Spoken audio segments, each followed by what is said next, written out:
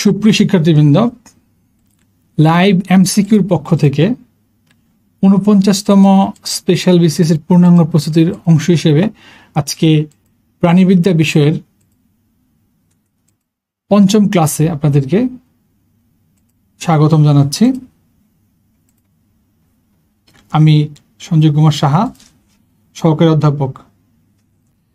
আজকে আমরা যে বিষয়গুলি নিয়ে আলোচনা করব, অনেকগুলো বিষয় নিয়ে আমরা আলোচনা করব এবং সবগুলি করাটা পরভিত্তিক।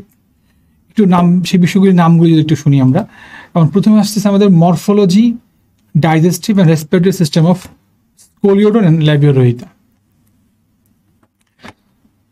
স্কোলিওডন হচ্ছে হাঙ্গর এবং রুই মাছের মরফোলজি, মানে গঠন, ডাইজেস্টিভ অ্যান্ড রেসপিরেটরি সিস্টেম, পরিপাক এবং শ্বসনতন্ত্র, তিনটা জিনিস আলোচনা করব। এরপর আলোচনা করব আমরা types of scales and fins in species. Species বলতে আমরা বলছি মাছ, মৎস্য প্রজাতিতে বিভিন্ন ধরনের যে আইস এবং যে পাখনা ব্যবহার করা হয়, পাখনাগুলোর ধরন, mode of life, reproduction and parental care in amphibians. উভচর প্রাণীদের তাদের জীবনযাত্রার ধরন, প্রজনন এবং অপত্য লালন সম্পর্কে আমরা জানব। এরপর জানব economic importance of towed and frogs. Towed এবং ফ্রক্সের দুটোই ব্যাঙ বলি আমরা, দুটোর মধ্যে পার্থক্যগুলি করব এবং তাদের কিছু অর্থনৈতিক গুরুত্ব রয়েছে সেগুলি জানার চেষ্টা করব। এরপরে আমরা একটু জানার চেষ্টা করব ভেনোমাস স্নেকস, মানে বিষধর সাপ বলতে আসলে আমরা কি বুঝি, এবং স্নেক বাইটস, সাপের দংশন নিয়ে আমরা একটু কথা বলবো। আমরা আরো কথা বলবো morphology, habit and habitats of crocodiles and alligators. Crocodile এবং অ্যালিগেটরদের বিভিন্ন ধরনের আঙ্গিক গঠন, বসতি এবং তাদের বিভিন্ন স্বভাব নিয়ে আলোচনা করব। আর আলোচনা করব আমরা আমাদের খুবই পরিচিত, খুবই কমন একটা জিনিস, সেটা হচ্ছে ডাইনোসর নিয়ে আলোচনা করব। এখানে একটা ক্লাস ওভারভিউর মধ্যে আমরা কি কি জিনিস দেখতে পাচ্ছি, যেমন আমরা দেখব বিভিন্ন ধরনের মরফোলজি, আমরা স্কোলিওডন এবং ল্যাবিওরোহিতার মরফোলজি, তারপর ডাইজেস্টিভ এবং শ্বসনতন্ত্র নিয়ে আলোচনা করব, বিভিন্ন ধরনের মাছের স্কেলস এবং আইস এবং পাখনা নিয়ে আলোচনা করব। আমরা আলোচনা করব উভচরদের জীবনযাত্রার ধরন, প্রজনন এবং অপত্য লালন নিয়ে। আমরা টোড এবং ফ্রক্সের অর্থনৈতিক গুরুত্ব নিয়ে আলোচনা করব। ভেনোমাস স্নেক মানে বিষাক্ত সাপ, যে সাপরা দংশন করতে পারে, বিষ আছে, এবং সাপের দংশন নিয়ে আলোচনা করব। ক্রোকোডাইল, অ্যালিগেটর এবং ডাইনোসর। ক্রোকোডাইল আছে সরীসৃপ শ্রেণীর। এখন আমরা একটা ছবি দেখি। এই ছবিটা হচ্ছে ডায়াগ্রাম অফ স্কোলিওডন, যেটাকে আমরা হাঙর বলে জানি। প্রথমত এটাকে বলে আমরা, এটার ক্লাস হচ্ছে কন্ড্রিকটিস।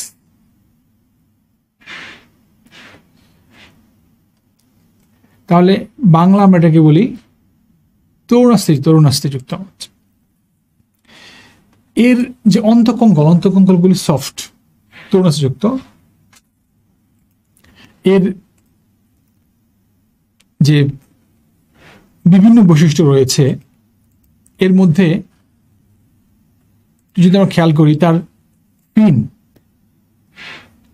তার লেজের পাখনাটা আসলে কেমন, এই পাখনার ধরনটাকে আমরা বলি হেটেরোসার্কেল। হেটেরোসার্কেল মানে যদি তার পাখনা দুইটা খণ্ড, যদি একটা অনেক বড় একটা ছোট থাকে, সমান না থাকে, তখন তাকে আমরা বলি হেটেরোসার্কেল। এটাকে বলি আমরা হেটেরোসার্কেলের ধরন।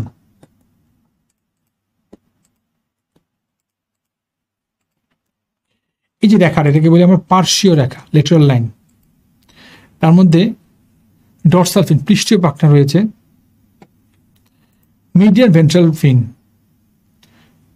অঙ্কীয় পাখনা হচ্ছে মধ্যবর্তী, পেলভিক ফিন, পেক্টোরাল ফিন, বক্ষ পাখনা, শ্রোণী পাখনা, পৃষ্ঠীয় পাখনা, গিল ক্ল্যাফট, মাউথ, এগুলি রয়েছে। এই সবগুলো হচ্ছে তার বৈশিষ্ট্য। যদি আমরা তার বৈশিষ্ট্য চিন্তা করি যে তার মরফোলজিক্যাল বৈশিষ্ট্যগুলো আসলে কি কি, এই যে ছবির মধ্যে যে জিনিসগুলো আমরা খেয়াল করলাম, তো তার মধ্যে আইস হয়েছে, আইস নিয়ে আমরা বড় আলোচনা করব। তা এই বৈশিষ্ট্যগুলি একটু খেয়াল করলে এগুলি তার বৈশিষ্ট্য, যে তার মধ্যে গিল ক্ল্যাফট রয়েছে, তার মধ্যে তার পাখনা হেটেরোসার্কেল, তার মধ্যে পৃষ্ঠীয় পাখনা, তারপর হচ্ছে পার্শ্বীয় লাইন রয়েছে, পার্শ্বীয় লেখা রয়েছে, তার মধ্যে পৃষ্ঠীয় পাখনা রয়েছে, মিডিয়ান রয়েছে। তাহলে এই ছবির একটা আমরা একটু দেখবো ভালো করে। এটা হচ্ছে ল্যাভিওরোইটার ডাইজেস্টিভ সিস্টেম।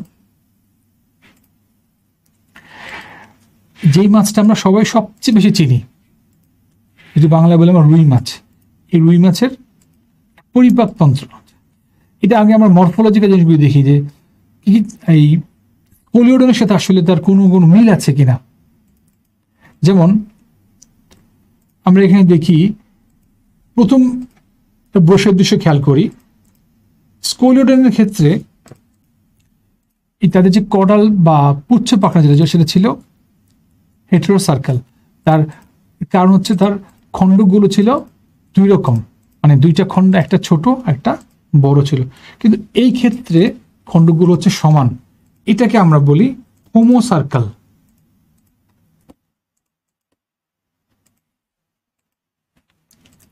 ঠিক আছে, হোমোসার্কেল। তারপরে আর কি আছে, যেমন আমরা স্কোলিওডনে দেখেছি তার মধ্যে লেটারাল লাইন রয়েছে, ঠিক ল্যাভিওরোইটাতেও তার মধ্যে লেটারাল লাইন রয়েছে। আমরা কি দেখলাম এখানে, তার মধ্যে কি পাখনা আছে, যেমন পেলভিক ফিন, পেক্টোরাল ফিন স্কোলিওডনে রয়েছে, আই রয়েছে। স্কোলিওডনে আমাদের একটা গিল ক্ল্যাফট ছিল, যেটা আমাদের এখানে নেই। এখানে এদের মতো করে আমাদের কিছু আছে, যেমন আই, চোখ আছে, নস্ট্রিল, মাউথ আছে। এই যে ঢাকনাটা এই জায়গাটাতে, এটাকে আমরা বলি অপারকুলাম, যেটাকে বাংলায় আমরা বলি কানকো। মাছের যেটাকে কানকো বলি, সেটাকে আসলে আমরা বলি অপারকুলাম। জিনিস খেয়াল করতে হবে, অপারকুলামের এই দিকে আমাদের আরেকটা জিনিস আছে। অপারকুলামের সাথে আমাদের একটা হোয়াইট, মানে ওয়াটার কালার একটা পর্দা আছে, এটা একটু আউটগ্রোথ বিষয় দেখি। এটাকে আমরা বলি ব্রাঙ্কিওস্টেগাল মেমব্রেন। ব্রাঙ্কিওস্টেগাল মেমব্রেন, যেটা আমরা এখানে মার্ক করিনি। ডরসাল ফিন, পেলভিক ফিন, সবগুলি ফিন রয়েছে, তার মধ্যে পাখনা রয়েছে, অনেকগুলি পাখনা রয়েছে। তার দেহটাকে 3 ভাগে ভাগ করা হয়েছে, হেড, ট্রাঙ্ক এবং টেইল। তাহলে এখন ডাইজেস্টিভ সিস্টেম বলতে যখন আমরা বুঝি যে সে কি, মানে ল্যাভিওরোইড আসলে কোন ধরনের খাবার খায়, সে মূলত শাকাশী, যেটাকে বলে আমরা ইংরেজিতে বলি হার্বিভোরাস। স্কোলিওডন যেটাকে বলি আমরা, স্কোলিওডন কিন্তু মাংসাশী। স্কোলিওডনটাকে আমরা কিন্তু সহজে একটা নাম বলি, সেটা বলি আমরা ডগ ফিশ বলি। এদেরকে আমরা বলি কার্প মাছ।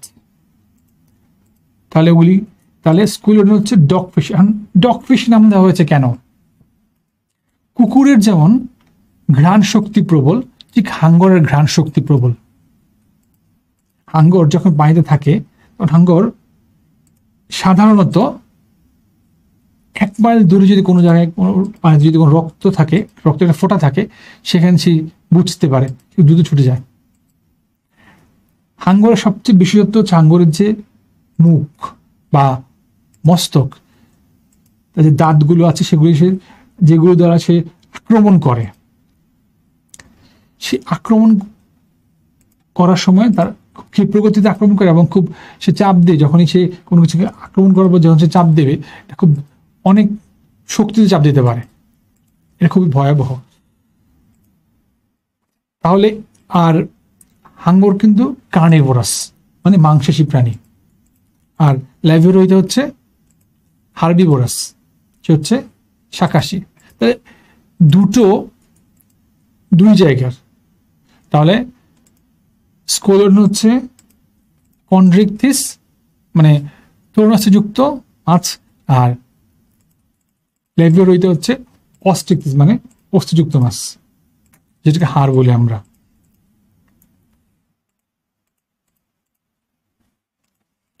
এখন আমরা দেখি রেসপিরেটরি সিস্টেম অফ স্কোলিওডন। ছবিতে দেখবো আমরা যে হাঙ্গরের শ্বসনটা আসলে কি হয়, হাঙ্গর কিভাবে শ্বাস নেয়। এখানে খেয়াল করতে হবে যে আমাদের ছবিটা আকার থেকে ছবির বিভিন্ন অংশগুলি মনে রাখাটা জরুরি। এখানে দুটো শব্দ আছে, একটা হচ্ছে এক্সপিরেশন, একটা হচ্ছে ইন্সপিরেশন। একটা হচ্ছে গ্রহণ, একটা হচ্ছে ত্যাগ। তাহলে এখানে কি কি আছে আমরা খেয়াল করি।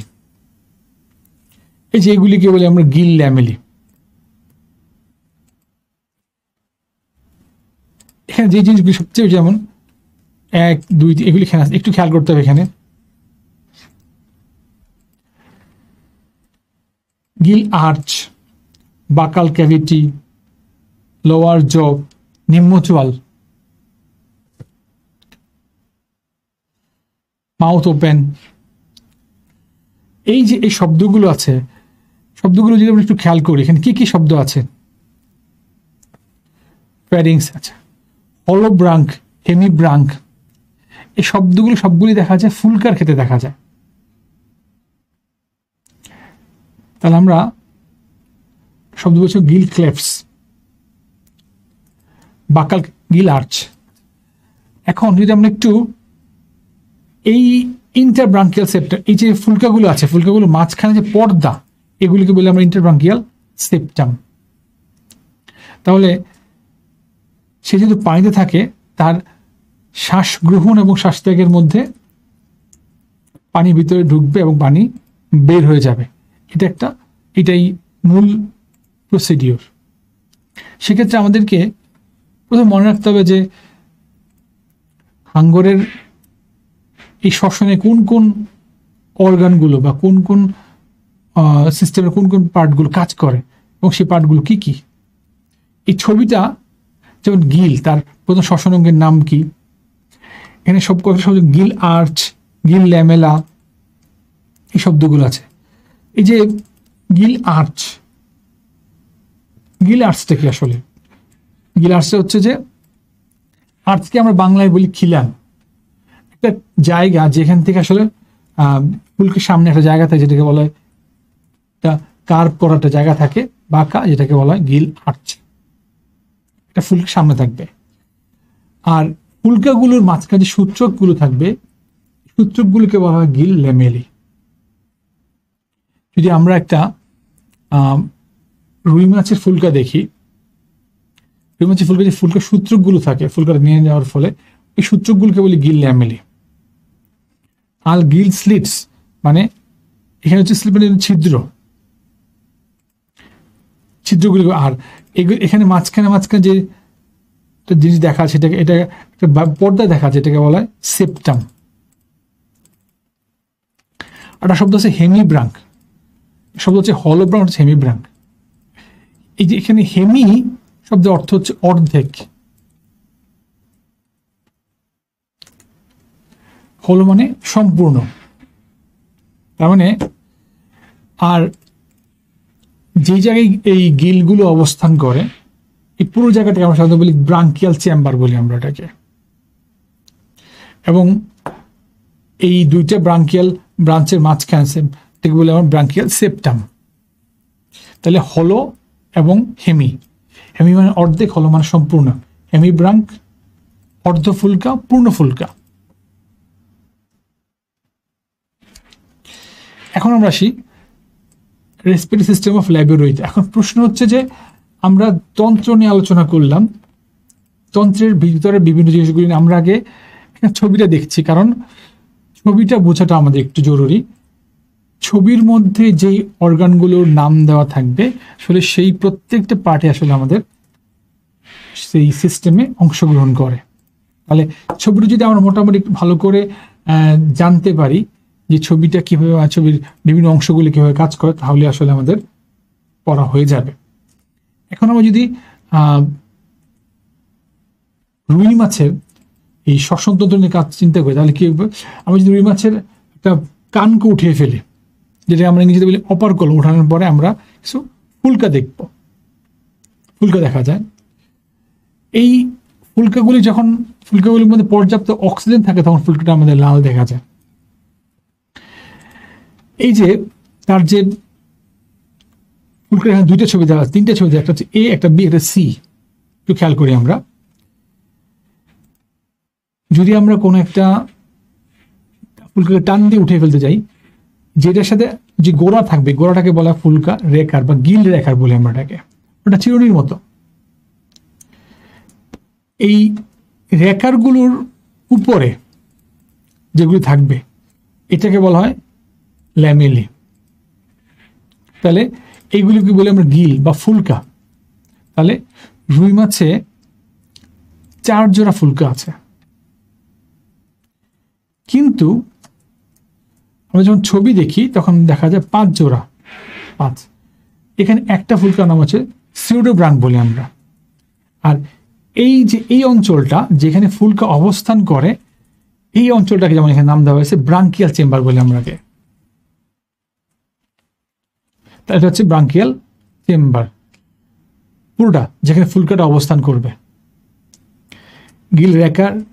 আর এখানে তার মুখের এই দিকে অতিরিক্ত ছোট এক নিচের, এটা হচ্ছে মুখছিদ্র, নিচের দিকে একটা থাকে, সেটাকে বলা হয় বারবেল। এটাকে নস্ট্রিল বা নাসারন্ধ বলি আমরা। এই দিকটাকে বলা হয় যে বলছে কাটেজ অপরকল মানে অংশটা কাটে, ব্রাঙ্কিয়াল চেম্বার। এগুলিকে বলি আমরা আইস। আমরা পরে দেখবো আইস, রুই মাছের আইসগুলি কেমন। এটা হচ্ছে তার মাথার অংশটুকু কেটে ফেললাম। এরপর যদি আমি একটা ফুলকা তুলে ফেলি, তখন কিরকম দেখা যায়? তাহলে এখন এখানে দেখা গেল কি গিল ফিলামেন্ট আছে, একটা শব্দ হচ্ছে Gill filament, capillaries in Gill filament, efferent branchial artery, efferent branchial artery, Gill arch, Gill wreckers. তাহলে এই যে জায়গাটা, এটাকে বলা হয় যেখান থেকে এই গিল ল্যামিনাগুলি তৈরি হলো, সেটাকে বলা হয়, বা গিল ফিলামেন্টগুলো, সেটা হচ্ছে গিল আর্চ, ফুলকার ভিতরকার একটা জায়গা। আর এই গিল আর্চ যেখান থেকে তৈরি হয়েছে, এই যে চিউরির মধ্যে যে অংশ বাঁকা বাঁকা, এটা হচ্ছে গিল রেকার। আর এই দুইটা মাঝখানে কিছু যে ব্যবধাক পর্দা দেখা যায়, এগুলিকে বলি branchial septum. Gill arch, gill raker. এখন একটা যেমন দুটো শব্দ দেওয়া আছে, একটা এফারেন্ট ব্রাঙ্কিয়াল, আর হচ্ছে ইফারেন্ট ব্রাঙ্কিয়াল। এগুলিকে আমরা বাংলায় বলি অন্তর্বাহী ফুলকা ধমনী, আর হচ্ছে বহির্বাহী ফুলকা ধমনী। এটা হচ্ছে রুই মাছের শ্বসনতন্ত্রের একটা খুব গুরুত্বপূর্ণ, এবং এটাকে আসলে শ্বসনতন্ত্র না বলে আমি বলতে পারি ধমনীতন্ত্র। কারণ রুই মাছের শ্বসনতন্ত্র এবং ধমনীতন্ত্র একটার সাথে একটা সম্পর্কযুক্ত। এই ধমনীতন্ত্রের মধ্যেই সাধারণত আমরা জানি ধমনী হচ্ছে অক্সিজেনযুক্ত রক্ত পরিবহন, কিন্তু রুই মাছের ধমনীতন্ত্রের মধ্যে একটু ব্যতিক্রম আছে। ব্যতিক্রমটা হচ্ছে রুই মাছের ধমনীতে 2 রকমের ধমনী আছে, একটা হচ্ছে অ্যাফারেন্ট, আরটা হচ্ছে ইফারেন্ট। একটা অন্তর্বাহী, একটা বহির্বাহী। তাহলে কোনটা অন্তর্বাহী কোনটা বহির্বাহী যদি আমরা আরো স্পেসিফিক করে দিই, যেই ধমনীটার মধ্যে একটা হচ্ছে অক্সিজেন বহন করবে, একটাকে বলি আমরা কার্বন বহন করবে, তাহলে একটা অ্যাফারেন্ট, একটা হচ্ছে আমাদের ইফারেন্ট। এবং এদের একটা যেখানে শেষ হবে, একটা সেখানে শুরু হবে, এবং এদের মাঝখানে সেন্টার পয়েন্ট হচ্ছে তাদের ফুলকা। কারণ রুই মাছের ধমনীতন্ত্র এবং শ্বসনতন্ত্র পরস্পর একে অপরের সাথে জড়িত। এবং এই যে এবং রুই মাছের হার্ট কেমন, রুই মাছের হার্টটাকে কিন্তু আমরা আবার বলি ভেনাস হার্ট, কারণ রুই মাছের হার্টের মধ্যে সবসময়ই দূষিত রক্ত থাকে, বা দ্যাট মিনস কার্বন ডাইঅক্সাইড যুক্ত থাকে, এই জন্য এটাকে আমরা বলি ভেনাস হার্ট। তাহলে এই যে efferent branchial artery, capillaries, capillaries মানে কিন্তু জালক, ল্যামেলি। তাহলে রুই মাছের শ্বসন তুমি যদি জানার চেষ্টা করি আমরা, শ্বসনটা কেমন হয়, সেখানে রুই মাছ যখন মুখ খুলে ওপেন করে তখন তার ভিতরের দিকে যে অপারকুলামের ছিদ্রটা বন্ধ থাকবে। যখনই মুখ খুলে অর্থ হচ্ছে যে সে দেহের ভিতর থেকে বুদবুদ বের করবে। যখনই বুদবুদ বের করে তার মানে হচ্ছে সে কার্বন ডাইঅক্সাইডটাকে সে দেহের বাইরে বের করে দিচ্ছে। ঠিক সেই একই সময় পরপরই তার ওই ছিদ্র দিয়ে সে কি করবে, অক্সিজেন ভিতরে পানির ভিতরে প্রবেশ করবে। পানির ভিতরে প্রবেশ করলে পানিটা যখন ফুলকার উপর দিয়ে যাবে তখন এই ফুলকার সাথে পানির সাথে এক্সচেঞ্জ ঘটবে। ফুলকাতে তখন অক্সিজেন চলে আসবে আর ফুলকা থেকে কার্বন ডাইঅক্সাইড পানিতে চলে যাবে এবং তখন ফুলকাটা হয়ে যাবে অক্সিজেন সমৃদ্ধ। এই দুইটা ক্ষেত্রে আমাদের রুই মাছের ক্ষেত্রে একটা অ্যাফারেন্ট একটা হচ্ছে ইফারেন্ট, এবং দুইটা ধমনির উৎপত্তি হচ্ছে ব্রাঙ্কিয়াল চেম্বার থেকে হওয়ার কারণে। একটা ধমনির শেষ, একটা ধমনির শুরু, দুটো উৎপত্তি এবং শেষ হচ্ছে ব্রাঙ্কিয়াল চেম্বারতে হওয়ার কারণে এটাকে বলি আমরা, একটাকে বলি আমরা অ্যাফারেন্ট ব্রাঙ্কিয়াল আর্টারি, একটাকে বলি আমরা ইফারেন্ট ব্রাঙ্কিয়াল আর্টারি। একটা হচ্ছে অন্তর্বাহী, একটা হচ্ছে বহির্বাহী। এখন আমরা শিখছি পরবর্তীতে types of scales and fins and species. এই মাছে বিভিন্ন ধরনের আইস এবং পাখনার ভূমিকা। আসলে আমরা এখানে কয়েকটা আইসের নাম শুনেছি, প্লাকয়েড, গ্যানয়েড, সাইক্লয়েড, টিনয়েড। এখানে আমরা যখন স্কোলিওডন পড়েছি, মানে হাঙ্গর একটা বিশেষ বৈশিষ্ট্য হচ্ছে হাঙ্গরের আইসগুলি হচ্ছে প্লাকয়েড আইস। আর আমরা যে রুই মাছ পড়লাম, এই রুই মাছের আইস হচ্ছে সাইক্লয়েড। কিন্তু রুই মাছ যে অস্ট্রিকটিস শ্রেণীভুক্ত মাছের মধ্যে, এই শ্রেণীভুক্ত মাছগুলির মধ্যে সাধারণত সাইক্লয়েড এবং কারো কারোর মধ্যে টিনয়েড আইসও বিদ্যমান থাকবে। এছাড়াও আরেকটা পর্ব রয়েছে, এটা আরেকটা শ্রেণী রয়েছে যাদের আইসগুলি হচ্ছে গ্যানয়েড। তাহলে একটা হচ্ছে প্লাকয়েড, সাইক্লয়েড, গ্যানয়েড। এছাড়াও কোন কোন আমরা কসময়েড আইসও দেখতে পাই। তাহলে প্লাকয়েড, সাইক্লয়েড, গ্যানয়েড। প্লাকয়েড কনরিকটিস, সাইক্লয়েড এবং টিনয়েড হচ্ছে অস্ট্রিকটিস, যেটাকে আমরা বলি অ্যাক্টিনোপটেরিজি, আর গ্যানয়েড হচ্ছে সার্কোপটেরিজি। এই যে গ্যানয়েড যাদের মধ্যে, তাদের আবার তাদের আমরা সময় লাং ফিশ বলে থাকি। মানে সাধারণত কিছু কিছু মাছ এখন অল্প কিছু জায়গায় রয়েছে যাদের মধ্যে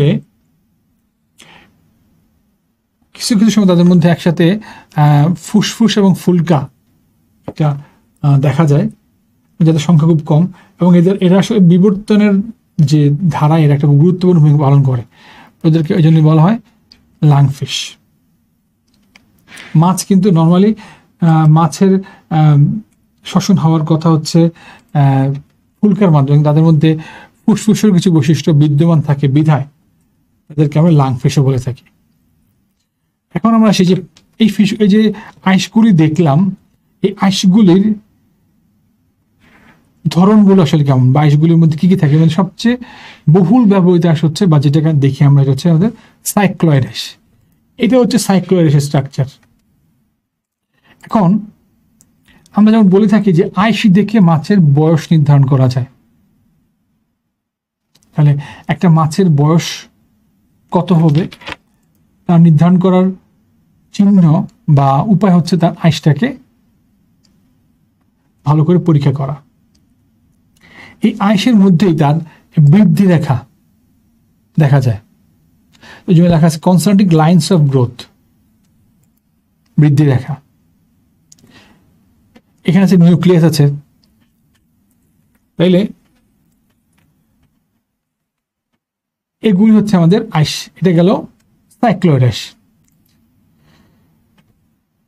নিউক্লিয়াস।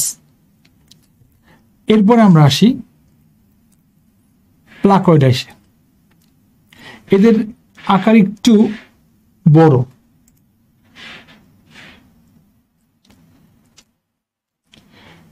প্লাকয়েড দেখি আমরা।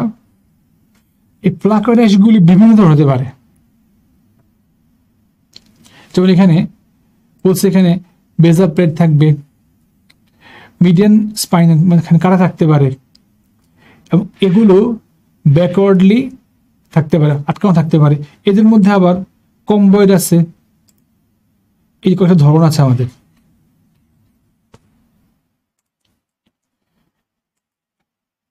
এটা গেল আমাদের প্লাকয়েড আছে, এটা আমাদের কনড্রিকটিস শ্রেণীভুক্ত প্রাণীরা বহন করে বা যাদের মধ্যে আছে। আচ্ছা, এরপর আমরা আসলাম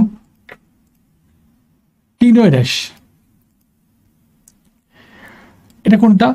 এটা একেবারে ছোট ছোট কাটার মতো, এদের সামনের প্রান্তে অনেক তীক্ষ্ণ থাকে, যেটা ছিদ্র থাকবে এবং খুব সাইজে অনেক ছোট হবে, কাটা হবে। এই সার্কুলেশন এই যে এই যে অ্যানুয়াল রিং, যে বাৎসরিক এই এদের যে বৃদ্ধি রেখাটা এটা একটু কার্ভ হবে। এদের এখানে সেন্সরি অর্গান মানে এখানে আবার তার মধ্যে কিছু খুব অনুভূতি প্রদান বা বিভিন্ন ধরনের পানিতে যদি বিভিন্ন ধরনের চেঞ্জ সেটা ধরার জন্য কোনো কিছু থাকবে, সেন্সরি অর্গান থাকবে। এই যে কাটা থাকবে, তাহলে টিথ ও স্পাইন, তাহলে ক্লিনয়েড আইসের মধ্যে অবশ্যই কাটা থাকবে। এটা গেল প্লাকয়েড, সাইক্লয়েড, ক্লিনয়েড। তাহলে প্লাকয়েড থাকতেছে কার মধ্যে? কনড্রিকটিস।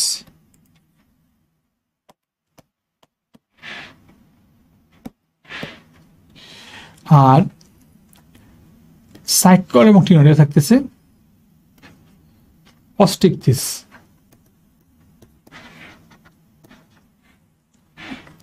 এখন আমরা যদি আসি, এই গ্যানুলাস পাওয়া যায়, যেটাকে আমরা বলি নতুন ক্লাস আছে বলা হয় সার্কোপটেরিজি।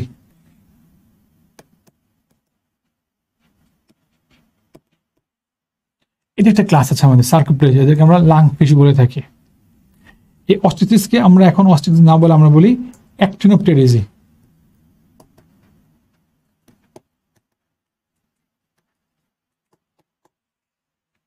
তাহলে কনড্রিকটিস, অ্যাক্টিনোপটেরিজি এবং সার্কোপটেরিজি, গ্যানয়েড।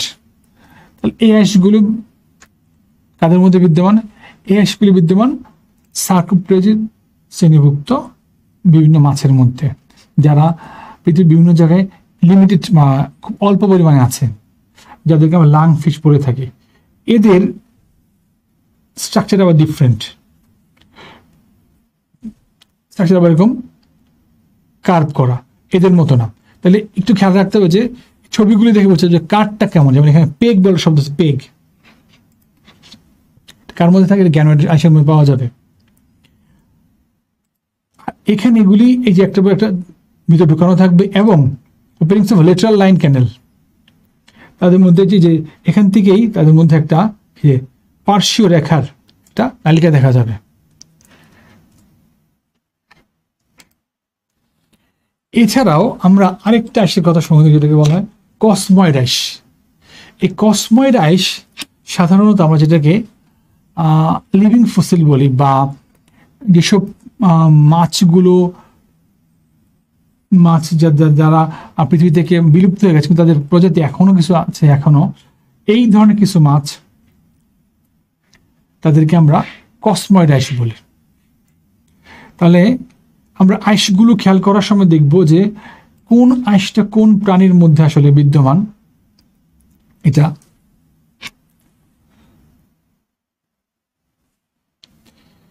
এখানে আমরা দেখি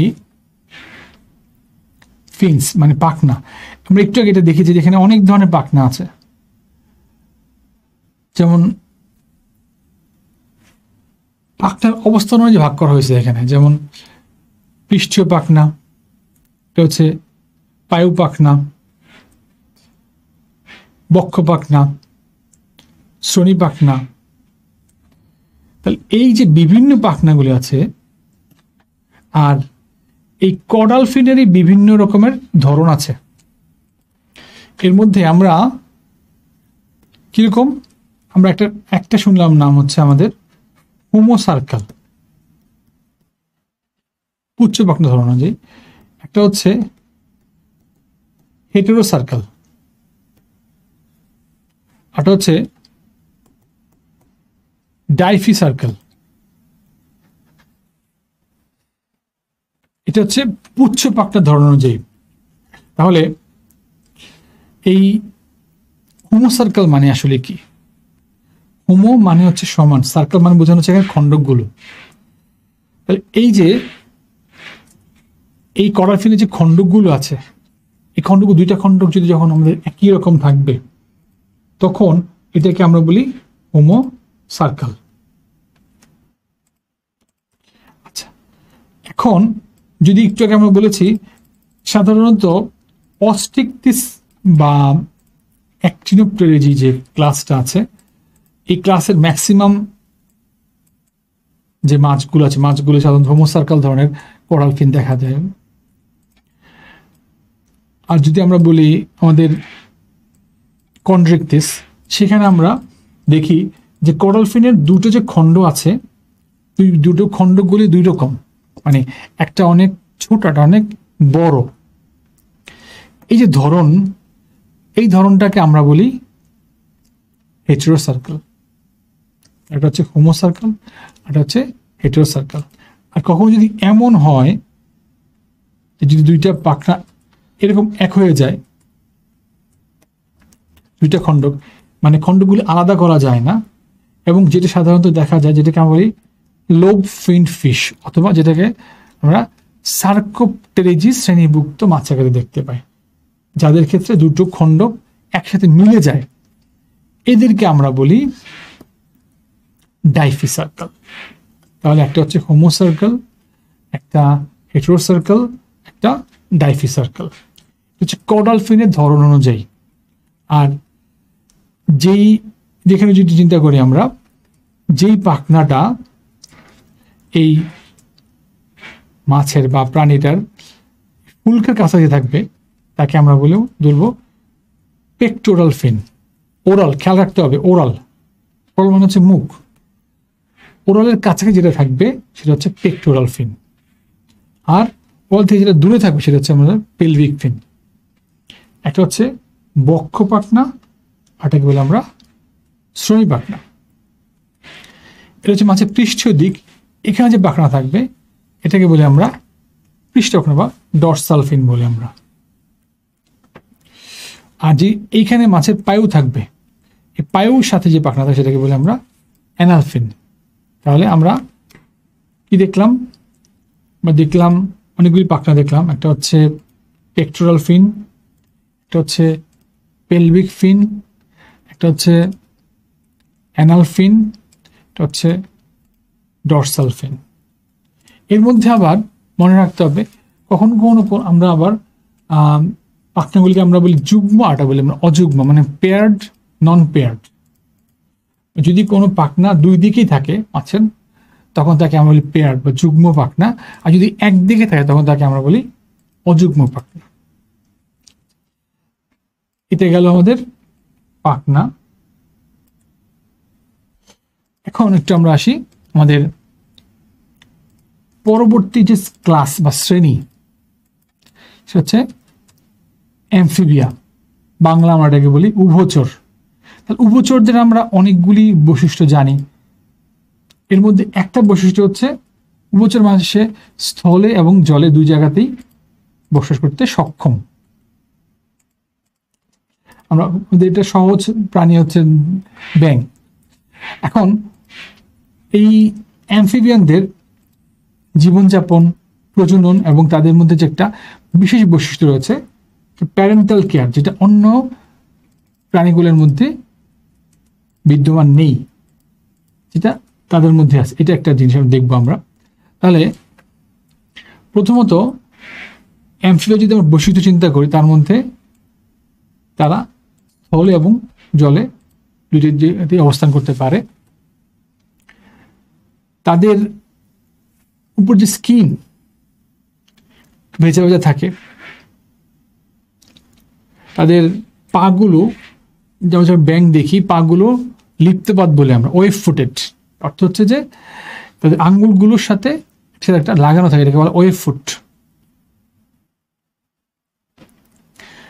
এখানে আমরা একটু রিপ্রোডাকশন নিয়ে আমরা দেখি, বলছি অ্যামফিবিয়ান রিপ্রোডাকশন জেনারেল ইনভলভস, ডিম পারে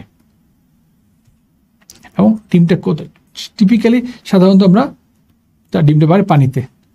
অলদো যদিও সাম স্পিসিস এক্সিবিট ভেরিয়েশনস, যদিও কিছু কিছু প্রজাতির মধ্যে একটু বৈচিত্র্য থাকে, যেমন লাইক কারোর মধ্যে আবার ইন্টারনাল ফার্টিলাইজেশন আছে, মানে অন্তঃনিষেক ঘটে এবং তারা লিভ বার্থ মানে প্রায় জন্ম দেয়। অধিকাংশ যে উভচররা তারা সাধারণত বহির্নিষেক সম্পন্ন করে থাকে, যেখানে পুরুষ যে ব্যাং সে শুকনো ত্যাগ করে ওভার দ্য এগস, ডিমের উপরে, আফটার লেজ মানে ডিম পাড়ার পরে সে ডিমের উপরে পুরুষ তার শুকনো ত্যাগ করে, অফেন ফ্যাসিলিটেড বাই মেটিং এমব্রিস। এবং অনেক সময় দেখা যায় তারা একটা মেটিং করে, সেটা হচ্ছে একজনের সাথে খুব ক্লোজ থাকে, এটাকে বলা হয় এমপ্লেক্সাস। এই মিটিংটাকে বলি আমরা। একটু খেয়াল করতে বলছে হাউএভার স্যালামান্ডার্স অ্যান্ড সিসিলিয়ান্স, এটা তো এই দুইটা হলো একটু আলাদা প্রজাতি, যে স্যালামান্ডার এবং সিসিলিয়ানদের মধ্যে ইন্টারনাল ফার্টিলাইজেশন মানে অন্তঃনিষেক ঘটে, এবং মানে দ্যাট মিনস তারা ব্যাং জন্মদান করে, give birth to live a young.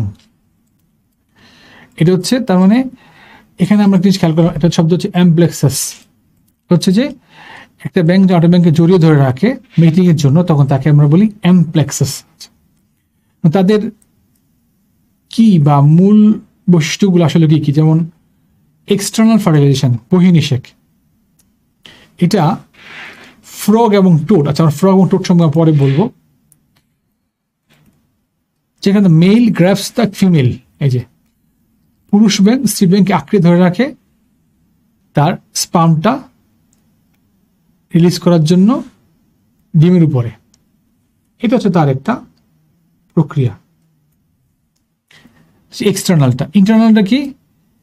Internal ঘটে আমরা বলেছি উদাহরণ, একটা হচ্ছে স্যালামান্ডার্স, একটা হচ্ছে সিসিলিয়ান্সের মধ্যে, যেখানে তারা নিষেকটা ঘটে অন্তঃনিষেক, এবং যেখানে মেল ডিপোজিট স্পার্ম, পুরুষ ব্যাং তার শুকানোটা স্ত্রী ব্যাঙের ভিতরে ডিপোজিট জমা রাখে। এরপর আসে তার এগস আর লার্ভাল স্টেজ। অ্যামফিবিয়ানরা বা উভচররা যে ডিমটা ত্যাগ করে, সেখানে তারা একটা চারপাশে একটা শক্ত একটা আবরণ দেয়, এবং এটা একটা এর ভিতরে একটা জেলেক এবং জেলের মতো একটা পদার্থ, যার ফলে ডিমটা সবসময় কি থাকে, ভেজা থাকে। এবং বলছে অধিকাংশ অ্যামফিবিয়ানরা সাধারণত একটা লার্ভা স্টেজের মধ্যে দিয়ে জীবনচক্র সম্পন্ন করে, সেটা হচ্ছে এই ফ্রগের ক্ষেত্রে ছিল টেড পোলস। এই ফ্রগ এবং টোডের ক্ষেত্রে কি হবে, এই লার্ভাটার নাম হচ্ছে টেড পোল লার্ভা। তাহলে যেটাকে বাংলায় আমরা বলি ব্যাঙাচি। আচ্ছা, আচ্ছা গেল। এরপর আমরা আসি মেটামরফোসিস। এই লার্ভাগুলি মানে ব্যাঙাচি থেকে যে ব্যাং হয়, এই রূপান্তরটাকে, এটাকে আমরা বলি রূপান্তর। এখন আমরা একটু বলেছিলাম আগে, এই রূপান্তর তিন ধরনের, একটা হচ্ছে কমপ্লিট মেটামরফোসিস, একটা হচ্ছে ইনকমপ্লিট মেটামরফোসিস, একটা হচ্ছে রেট্রোগ্রেসিভ। এটা আসলে একটা কমপ্লিট, কারণ এখানে লার্ভা থেকে যে লার্ভার মধ্যে যে বৈশিষ্ট্যগুলি দেখা যায় সে সম্পূর্ণগুলি হারিয়ে ফেলে, এবং সে একটা পূর্ণাঙ্গ ব্যাঙে পরিণত হয়। এই যে লার্ভা স্টেজ আন্ডারগোস মেটামরফোসিস। লার্ভার মধ্যে যেখানে পরবর্তী তার মধ্যে পা তৈরি হয়, ফুসফুস তৈরি হয়, এবং অন্য বৈশিষ্ট্য তৈরি হয়, যেটা আগে তার মধ্যে ছিল না। ব্যাঙাচি অবস্থা তার মধ্যে কি থাকে, তার মধ্যে ফুলকা থাকে, লেজ থাকে, যেটা পূর্ণাঙ্গ অবস্থায় তার মধ্যে থাকে না। আচ্ছা গেল। আমি বলছি সাম স্পিসিস ক্যান রিপ্রোডিউস অ্যাসেক্সুয়ালি। ব্যাঙের মধ্যে বা কোনো অ্যাম্ফিবিয়ানদের মধ্যে কোনো কোনো প্রজাতি তারা আবার কোনো ধরনের যৌন প্রজনন ছাড়া অযৌনভাবেই তারা, এই সিস্টেমটাকে আমরা বলি, যদি কখনো কখনো এমন হয় যে কোনো কোনো প্রজাতিতে নতুন জীব জন্মগ্রহণ করে কোনো ধরনের বিভাজন ছাড়াই, এবং সেটা যৌন না অযৌন না, নতুন এক ধরনের, সেটাকে আমরা বলি পার্থেনোজেনেসিস। এই যে মনে হচ্ছে আমরা পার্থেনোজেনেসিস। এটা একটা আমরা বাংলায় দেখি যে অপত্য লালন বলতে আসলে আমরা কি বুঝি। অপত্য লালন হচ্ছে যে পিতামাতা যেই উপায়ে তার সন্তানদেরকে লালন পালন করে, এটা কি বলা হয় প্যারেন্টাল কেয়ার বা অপত্য লালন। এবং আমরা দেখে থাকি যে সাধারণত যে এই যে বৈশিষ্ট্যটা সাধারণত অ্যাম্ফিবিয়ানদের মধ্যে খুব প্রকট, এবং তাদের জীবনযাত্রায় একটা বিশেষ বৈশিষ্ট্য প্রদর্শন করে। এখানে আমরা কিছু ছবি দেখলাম যে বিভিন্ন ব্যাঙ কিভাবে তার অপত্য-লালনটা সম্পাদন করে। এখানে আমরা অনেকগুলো ছবি দেখেছি, এ বি। এটা হচ্ছে একটা ইকথ্যাপসিস। এই ছবিটার কারণ হচ্ছে যে এখানে আমরা বিভিন্ন প্রজাতির নামগুলি দেখব, যে কোন প্রজাতি কিভাবে তার প্যারেন্টাল কেয়ারটা সম্পাদন করে থাকে। তার সাথে কারো একটু মানে সাদৃশ্য নেই, প্রত্যেকেই নিজস্ব একটা অনন্য উপায়ে তার প্যারেন্টাল কেয়ার সম্পাদন করে থাকে। প্রথমে আমরা দেখলাম বলছে ফিমেল ইকথ্যাপসিস কয়েলিং অরেজে, ফিমেল ব্যাংটা না, সে কি করে তার ডিমের চারপাশে খুব ডিমটাকে ঘিরে রাখে যাতে কেউ আক্রমণ করতে না পারে। এরপরে দুই নম্বর হচ্ছে transportation of tadpoles attach to back. এই যে এই প্যারেন্ট কি করলো, সে কি করে তার যে ব্যাঙাচিটা টেডপোলটাকে সে তার অঙ্কীয় দিকে আটকে রাখে, কাউচের মতো, একটা ক্যাঙ্গারুর মতো। Transportation of tadpoles attached to back of a parent, sorry back of তার এই পিছন দিকে রাখবে। আচ্ছা, তিন নম্বরটা এটা হলো আমাদের টেডপোলস। আচ্ছা, তিন নম্বর হচ্ছে ডেসমোগনাথাস। এটা সে কি করে, x coiled around neck of female, ডিমগুলো স্ত্রী ব্যাঙের এই কাঁধে ঘাড়ের দিকে সে এক ধরনের মিউকাস দিয়ে এটাকে সে আটকে রাখে যাতে ডিমগুলো পড়ে যেতে না পারে, ডিমগুলো যাতে তার মধ্যে সুরক্ষিত থাকে। তিন নম্বর হচ্ছে অ্যালাইটিস অবস্টিশিয়ান্স। এটা কি করে, ক্যারিং এক্স অ্যারাউন্ড হিজ থাই, তাদের যে থাই উরু, এখানে তাদের এক ধরনের সিক্রেশন, এক ধরনের গ্ল্যান্ড থেকে সিক্রেশন হয় মিউকাস, সেই মিউকাস দিয়ে এই ডিমগুলিকে অ্যাটাচ করে রাখে যাতে তার পিছনের পায়ের মধ্যে এগুলো আটকে থাকে, যাতে এগুলি না ছুটতে পারে। এখন এই যে কোন ব্যাঙের মধ্যে কোন প্রজাতির মধ্যে কোন ধরনের অপতরণ ঘটে, এই প্রজাতিগুলোর নামটা আমাদের একটু মনে রাখতে হবে। এখান থেকে যদি আমাদের কোনো প্রশ্ন এমসিকিউ আসে তাহলে আমাদের সেই প্রজাতির নামটা একটু খেয়াল রাখতে হবে, যে কোন প্রজাতি আসলে তার পিছনের পায়ে ডিমটাকে বহন করে। এখানে তাহলে কি হবে, এই যে এই নাম্বারে দেখি আমরা এ মার্সুপিয়াল ফ্রগ, এটাকে আমরা বলা হয়েছে marsupial frog with eggs exposed in open brood pouch on back. তার মানে ব্রুট পাউচ বেশি একটা বৈশিষ্ট্য, ব্রুট পাউচ থাকবে। এইটা একটা তার মধ্যে একটা, এই ব্যাংকটাকে আমরা বলি মার্সুপিয়াম ব্যাংক। তার একটু খেয়াল রাখতে হবে। মার্সুপিয়াল নামটা কিন্তু আমরা সাধারণত শুনি স্তন্যপায়ীর ক্ষেত্রে, এখানে যদি কোনো জায়গায় কোনো ব্রুট পাউচ থাকে সেটাও কিন্তু আমাদের মার্সুপিয়ান। তাহলে এটা একটা ফ্রগলেটস। নটোট্রিমা সে কি করে, or Gastotheca with flap of dorsal brood sac, এগুলো পৃষ্ঠীয় brood sac, cut open to show x, এখানে এটাকে সে আটকে রাখে ডিমটাকে। এই যে posterior opening of brood pouch, তার ব্রুড পাউচে ডিমগুলো আটকে রাখা। এরপরে আমরা আসি F নাম্বার গেল। G number, পিপা। সে কি করে? X develop completely into individual capsules, মানে প্রত্যেকটা ডিমকে আলাদা আলাদা একটা ক্যাপসুল, মানে তার চারপাশে কোটিং দিয়ে রাখে এবং সেটাকে স্ত্রী ব্যাং তার পেছনে বহন করে, যাতে কোনো একটা ব্যাং, মানে কোনো একটা ডিম যাতে কোনো ছুটে পড়ে না যায় এবং যাতে নষ্ট না হয়। The eggs and young ones in individual pits and bag. Vocal sex, এই যে H number, froglets inside vocal sex, মানে মুখের ভিতরে। কাট ওপেন অফ ফিমেল রাইনো, এই যে রাইনোরাম ডারউইনি, একটা এই ব্যাংকটা আবিষ্কার করছে ডারউইন, রাইনোরাম ডারউইনি। তার যে মুখগহ্বর আছে, ভোকাল সেক্স, যে শব্দ করে, সেই জায়গাটার মধ্যে সে কি করেছে, সেই ডিমগুলিকে আটকে রাখছে। এটা এই তাহলে আমরা কি দেখলাম, যে বিভিন্ন প্রজাতির ব্যাঙ বিভিন্ন উপায়ে তার ডিমগুলোকে সে নিজের মধ্যে টেক কেয়ার করে, যাতে ব্যাঙ ডিমগুলো কোনোভাবেই তার থেকে অপত্য, মানে পূর্ণাঙ্গ না হওয়া পর্যন্ত সেটাকে সে যত্ন নেয়। এটা তার একটা ইউনিক ফিচার।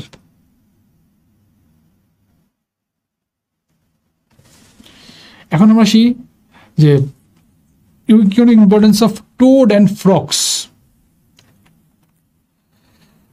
কিন্তু প্রশ্ন হচ্ছে যে টোড কাকে বলে আর ফ্রক্স কাকে বলে? দুইটাই কিন্তু উভচর, কিন্তু তাদের মধ্যে একটা খুব সুস্পষ্ট একটা পার্থক্য রয়েছে। এই পার্থক্যগুলো আসলে কি বলছে? ফ্রক্স আসলে তাদের মসৃণ এবং ময়েস্ট স্কিন, তাদের স্কিনটা হবে ভেজা, পাওয়ারফুল লেগস, তাদের পাগুলো খুব শক্ত থাকবে এবং যেটা খুব জাম্প করতে পারে এবং সাঁতার কাটতে পারে, এবং তারা প্রায়শই তাদেরকে পানির কাছাকাছি পাওয়া যায়, হচ্ছে ফ্রক্স। আর টোড কি হবে? তাদের স্কিনটা হচ্ছে শুকনো, বাম্পি স্কিন, তাদের পাগুলি হবে ছোট ছোট, যেটা শুধুমাত্র হাঁটার জন্য এবং গড়গড়ি করার জন্য লাগবে, এবং তারা কিন্তু শুকনো পরিবেশে বসবাস করতে পারে। তাপমাত্রা যত কম হোক, মানে বেশি হলেও শুকনো, মানে খুব প্রচণ্ড রোদ্রে বসবাস করতে পারবে। এবং আরও যেটা বলি আমরা, তাদের প্যারোটিড গ্ল্যান্ড আছে। বাংলা যদি আমরা একটা বলি, একটা হচ্ছে কুনো ব্যাং, একটা হচ্ছে আমাদের কোলা ব্যাং। যেটা আমরা টোড বলি সেটা হচ্ছে কুনো ব্যাং, ওটা ফ্রক হচ্ছে আমাদের কোলা ব্যাং। এই যে এই প্যারোটিড গ্ল্যান্ড কি করে? এটা তাদের প্রতিরক্ষা কাজে করে। এটা এক ধরনের বিষাক্ত রস নিক্ষেপ করে তাদেরকে বিভিন্ন আক্রমণ থেকে রক্ষা করার জন্য।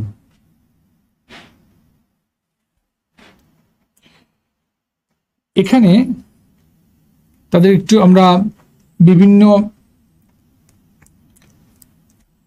ইকোনমিক ইম্পর্টেন্স দেখি। যেমন প্রথমটা হচ্ছে they are considered lucky in many culture, তাদেরকে ব্যাংকে অনেক হিসেবে ইয়ে করা হয়, তাদেরকে শুভ হিসেবে গণ্য করা হয়। পরিবেশটা ভালো না খারাপ, এটা আসলে ব্যাঙের বিভিন্ন আচরণ দ্বারা বোঝা যায়। They are a great indicator of whether your environment is healthy. Pest control, সে তারা কিন্তু পোকামাকড় খেয়ে থাকে। ইকোসিস্টেম, তার আমাদের বাস্তুসংস্থানে তাদের একটা বিশেষ জায়গা দখল করে আছে। এছাড়াও তাদের ইকোলজিক্যাল ইভলিউশনের বিবর্তনের দিক থেকে আছে cultural, economic, scientific, medical and education importance আছে।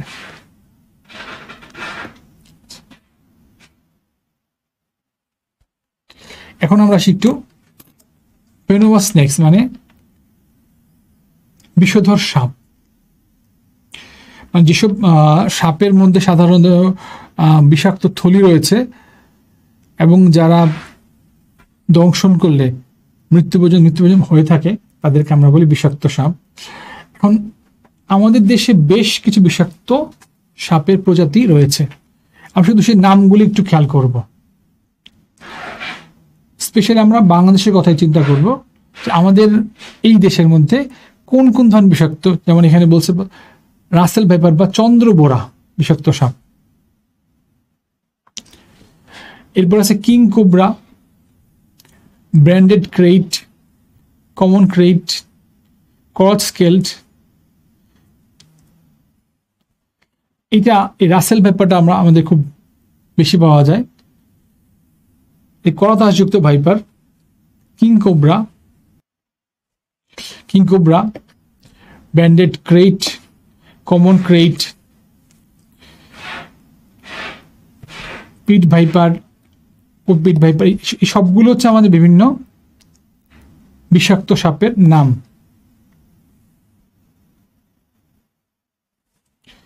এরপর আমরা আসি সাপের স্নেক বাইট, সাপের দংশন। এখন সাপের দংশন আসলে কি কি দেখা যায়? একটা গুরুতর মেডিকেল ইমার্জেন্সি, যেখানে যেমন তীব্র ব্যথা হইতে পারে, এগুলি আমার সাধারণ জিনিস, রক্তপাত, এই যে শ্বাসকষ্ট, বমি, খিঁচুনি এবং এমনকি মৃত্যু হতে পারে। এখানে আমরা একটা বিষাক্ত সাপের আমরা ছবি দেখলাম। সাপ সাধারণত সাপ যে বিষাক্ত, এটাকে আমরা বলি সাপের ইয়াটাকে বলি আমরা ফ্যাং, এই যে মূল কটা, এই যে ফ্যাং।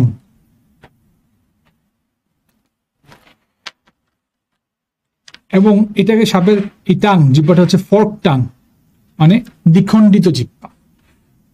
এটা হলো খুব একটা স্পেশাল ক্যারেক্টার। ফ্যাং, এটা কিন্তু সাপের দাঁত। নেক, স্কেল, সাপ কিন্তু তার আইসগুলো শক্ত আইস। এখানে যেখানে থাকে তার বিষাক্ত গ্রন্থি থাকে, যার মধ্যে বিষ অবস্থান করে। তাহলে এই যে এইটার এখানে আমাদের এই যে ফ্যাং এবং দেখলাম ফর্ক টাং, এই দুইটা হচ্ছে তার বিশেষ বৈশিষ্ট্য। যে ফ্যাং কোথায় দেখতে পাওয়া যায়, ফর্ক টাং কোথায় দেখতে পাওয়া যায়। তাহলে আমরা একটু এখন আমরা আসি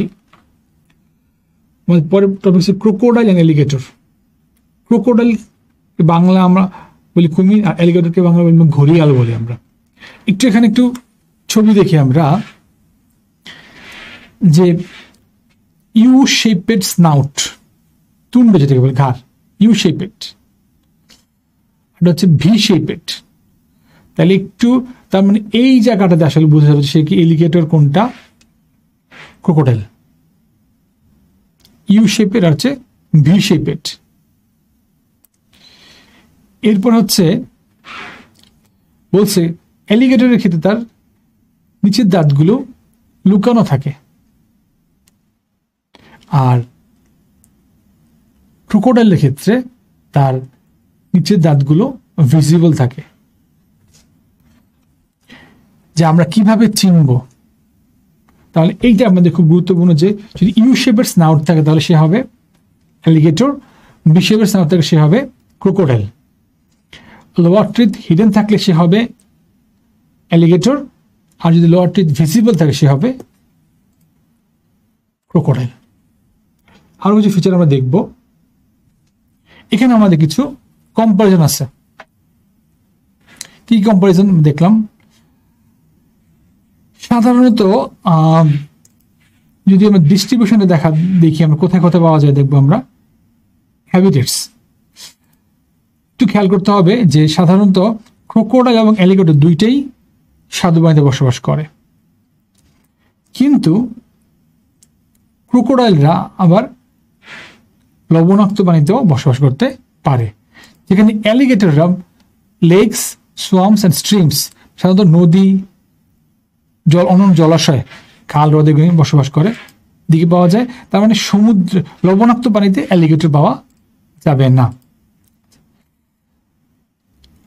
তাহলে এই দুইটার মধ্যে মানে ক্ষতিকর কে বা আক্রমণাত্মক বেশি কি? এখানে আক্রমণাত্মক হচ্ছে আমাদের অবশ্যই ক্রোকোডাইল আক্রমণাত্মক, আর ঘড়িয়াল কম আক্রমণাত্মক। তবে যদি ঘড়িয়ালকে আমরা যদি উস্কানি দিই বা উত্তক্ত করি তাহলে সে ঘড়িয়াল আবার আক্রমণাত্মক হয়ে যেতে পারে।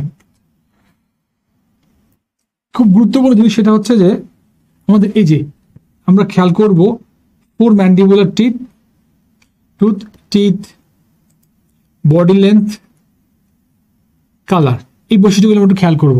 স্নাউট, এগুলো আমাদের এমসিকিউর জন্য খুব ইম্পর্টেন্ট বৈশিষ্ট্য। যে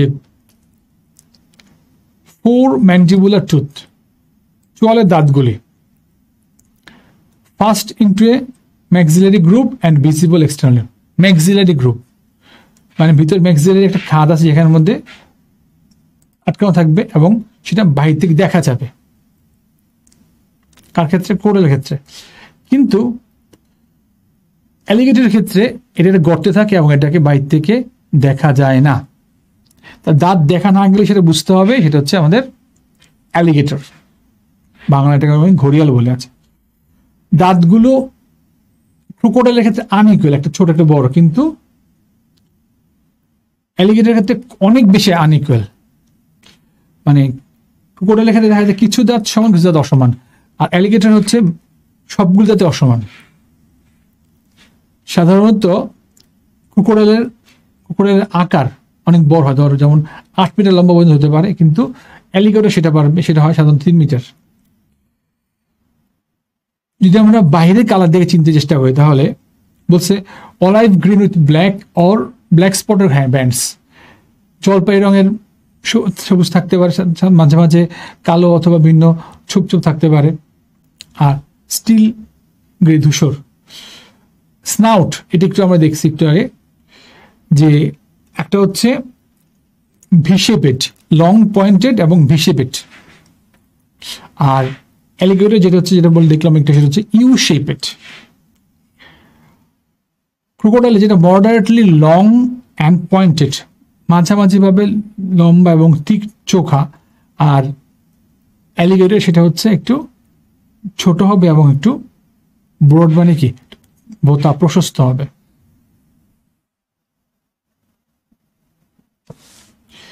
লাস্ট ওয়ান সেটা হচ্ছে ডাইনোসর। এইটার কথা আমি অনেক বেশি শুনেছি।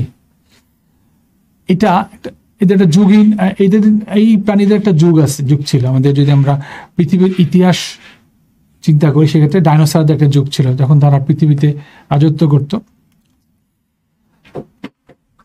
এদের সবাই আসলে সরীসৃপ শ্রেণীভুক্ত, এবং যে যুগগুলো যারা আসছিল বলছে মিডিয়াল ট্রায়াস, মধ্য ট্রায়াসিক যুগের, এবং তারা প্রায় 180 মিলিয়ন রাজত্ব করেছে। অধিকাংশই মারা গেছিল কিভাবে? আর এই পিরিয়ডে মারা গেছে তাদের। তাহলে আমাদের প্রশ্ন হচ্ছে এরা কোন যুগে আসছিল, কবে মারা গেল? এবং বলছে যে লাস্টে, but many lines of evidence now show that one lineage evolved in birds, যে মানে ভূতাত্ত্বিক বলতে না, আমাদের বিবর্তনীয় যে বংশ পরম্পরা যেখানে দেখা যায় যে এই সরীসৃপ থেকে আসলে আমাদের পরবর্তীতে 155 মিলিয়ন বছর আগে পাখির উৎপত্তি হয়েছে। তো এই ইম্পর্টেন্ট।